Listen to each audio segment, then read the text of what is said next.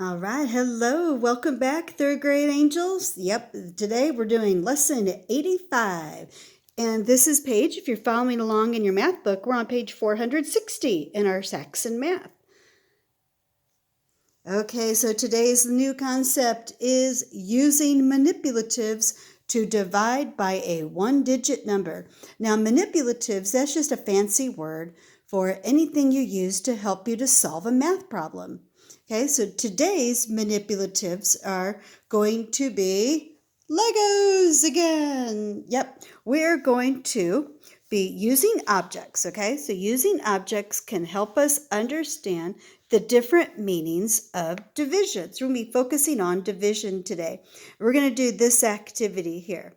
So we've got place 12 counters or tiles on your desk for problems 1 and 2. Okay, so here's problem number 1. Tony has a collection of 12 rocks. He divided the rocks into 3 groups. How many rocks were in each group? All right, so we're going to act out the problem with our counters. We have 12 rocks, 3 equal groups. Remember, in division, we have equal groups. Okay, so we're going to pretend like these Legos are our rocks here. So we have 12 Legos, and we need to put them into 3 equal groups. So put them down here at the bottom of our tablet. All right, so we'll put one group here, one group here, and another group here. Sorry, it's a little difficult to see through my phone. All right, and then another group, and then another group, and then another group. So we have 2 in each group, but we still have some more that need to be put into a group. So we'll keep going. Another group, another group. This one will go in one group. This one will go in another group. This one will go in this group. This one will go in that group. This one will go in this group. All right, so we have 12 rocks, or Legos in this case, and we put them into 3 equal groups. And the question was, how many are in each group? 1, 2, 3, 4. You got it. 4 are in each group. 1, 2, 3, 4. 1, 2, 3, 4. So very good. So we could say that 12 divided by 3 equals 4. All right, so let's put these 12 together. All right, and let's look at number 2. Then Tony arranged the 12 rocks into groups with 3 rocks in each group. So now we have not 3 equal groups, but now we've got 3 rocks in each group. How many groups did he make? So we need 3 rocks in each group. So we're going to be dividing these up a little bit differently. Take 3 in this group over here, 3, and we'll make another group over here, because now he's doing 3 in each group. And we'll take 3 and put them over here. Whoops, that's 4. And then 3 and this group right here. Let's move this group over here so we can see it. Alrighty. So he's got 3 in each group. How many groups does he have? You got it. 4. 1, 2, 3, 4. And he's got 3 in each group. So in this case, we saw 2 different meanings of division in the activity.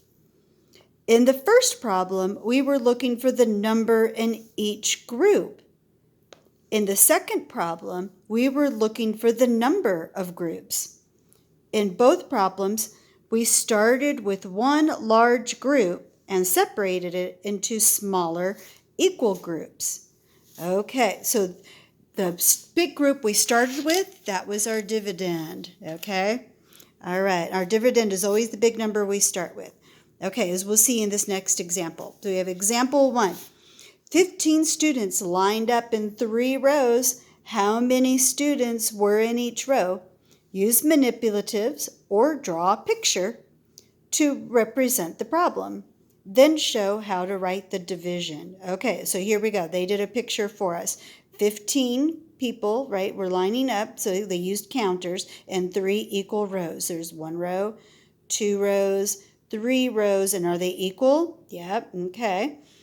And so their question is then show how to write the division. So how many students were in each row? 1, 2, 3, 4, 5.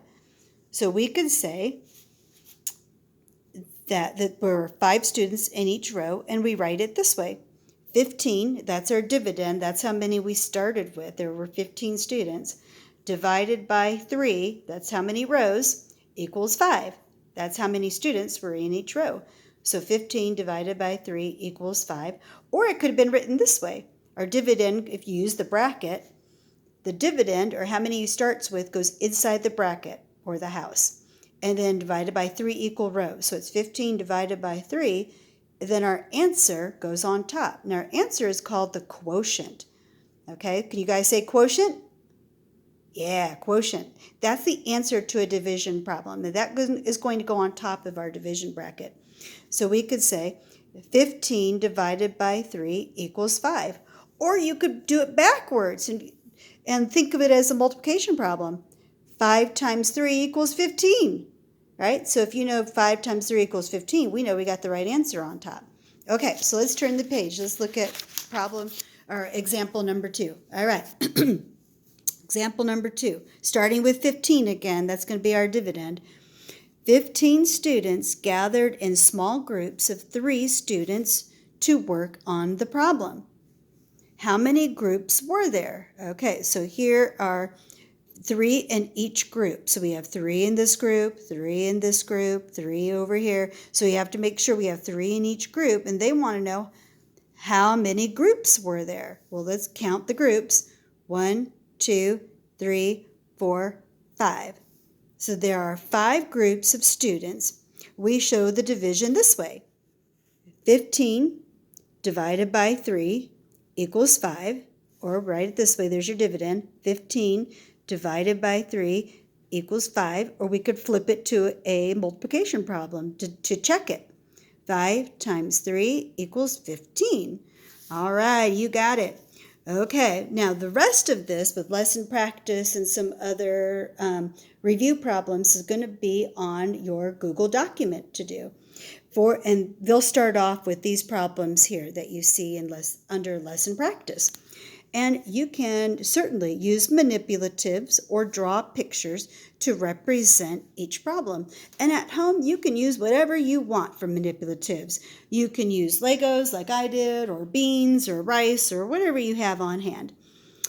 So you can use manipulatives or draw pictures if you want to represent each problem, then show how to write the division. So make sure you write out the whole division problem. Don't forget the answer. All right, third graders, good luck and stay healthy. Bye for now.